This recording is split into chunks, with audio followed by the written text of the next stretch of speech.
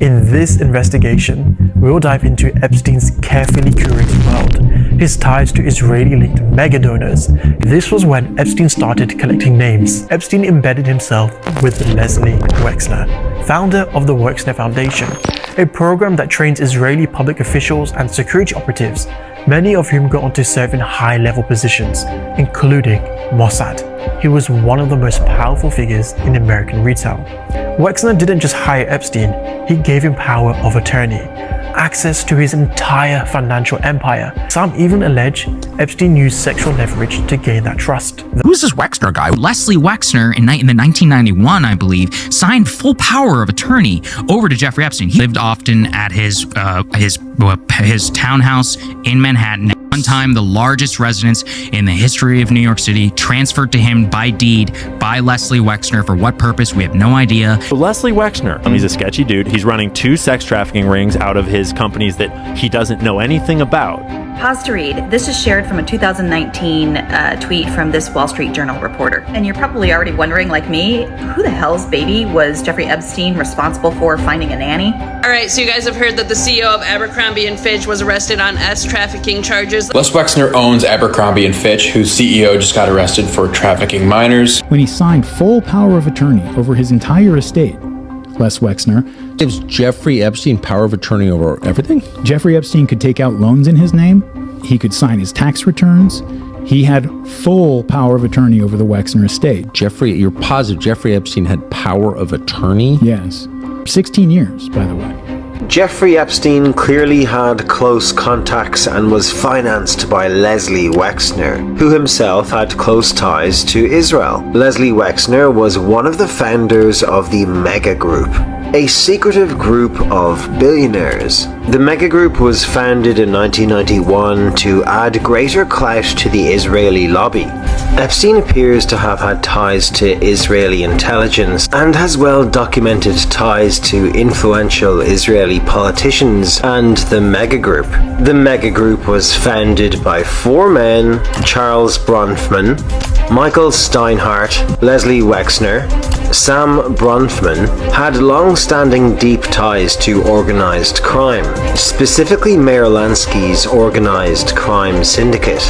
He accomplished this by becoming a leader in Canada's Zionist movement, and by the end of the 1930s he was head of the Canadian Jewish Congress and had begun to make a name for himself as a philanthropist for Jewish causes. The rest of the Bronfman family's march on the road to respectability was undertaken by Bronfman's children, who married into Rothschilds and the Wall Street royalty of the Lehmans and the Low. Only one confirmed client, Leslie Wexner.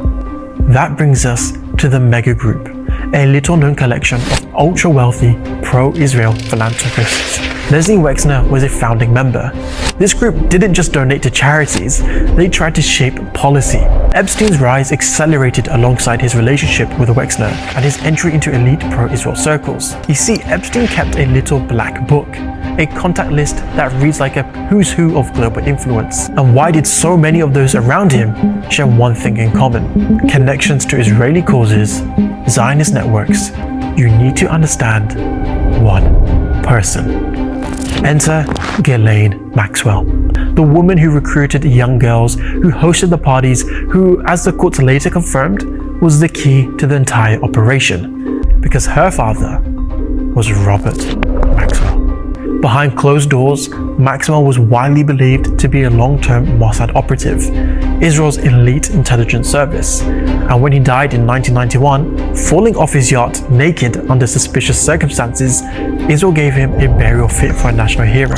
His funeral was attended by no less than 6 former Israeli intelligence chiefs. And then Prime Minister Yitzhak Shamir eulogized him with the words, "He did more for Israel than can be told." After her father's death, Ghislaine moved to New York, and almost immediately, she became inseparable from Epstein. They were doing more than just socializing. Enter Ari Ben Menashe, a former Israeli intelligence officer. He claims that Epstein and Ghislaine had been working with the Israeli intelligence since the 1980s. According to Ben, the operation was a classic honey trap. Use underage girls to entrap powerful men, film them, archive their footage, gain leverage. He claims this tactic was used not just for personal profit, but for political purposes. And let's just consider the evidence. Epstein had multiple passports, including one with a fake name, traveled to Israel frequently. He was there in 2008 when he was under investigation in the US, and the people he surrounded himself with, many were staunchly pro-Israel. Take Ehud Barak, former Prime Minister of Israel. Between 2013 and 2017, Barak reportedly visited Epstein's various properties over 30 times. That's not casual. Victims of Epstein, the ones that he was convicted of trafficking and abusing, would say that he would force them to meet with high-profile guests. Barak's name was mentioned, but what about Alan Dershowitz, the high-profile lawyer, former Harvard professor, fierce defender of Israel, a close legal advisor to both Epstein and to Benjamin Netanyahu? Dershowitz also flew Epstein's jet, being named by victims himself. Were there young women in another part of the house giving massages? Les Wexner, a founding member of the mega group. Robert Maxwell, buried with Mossad honors. Alan Dershowitz, a staunch Netanyahu ally. Ehud Barak, 30 plus visits, business ties, and former Prime Minister of Israel. And when Donald Trump was asked about releasing documents after Epstein's death, he said he didn't want to ruin a bunch of lives. Would you declassify the Epstein files? Yeah, I would. All right. I guess I would. I think that less so because, you don't know. You don't want to affect people's lives. Foreign intelligence had access to compromising material. So the question isn't just how did Epstein get away with it for so long, it's who needed him to stay free. The FBI had gathered enough evidence to build a solid federal case, and then everything seemingly vanished. The charges, the courtroom, in its place, a secret deal. And the man who made it happen? Alexander Acosta. And instead of pursuing federal charges, he struck a non-prosecution agreement, which was basically a backdoor deal that let Epstein plead guilty to 2 minor state charges of soliciting prostitution and 1 involving a minor. No federal charges, no trial, just 13 months in a county jail. And guess what? Epstein had work release privileges. In other words, Epstein could leave the jail during the day. This is a photo of Epstein exiting a hotel. Epstein violated his work release conditions more than 60 times. The deal was kept secret from the victims. It's illegal under the federal victims' rights law. Now remember Alan Dershowitz? According to a victim, a participant in the abuse, he was part of Epstein's legal dream team. When Donald Trump nominated Acosta to become the Secretary of Labor in 2017, and when Acosta was asked during the transition why he'd gone so easy on Epstein, his answer, "I was told Epstein belonged to intelligence and to leave it alone. Epstein was above my pay grade." We've already seen Epstein's ties to Israel.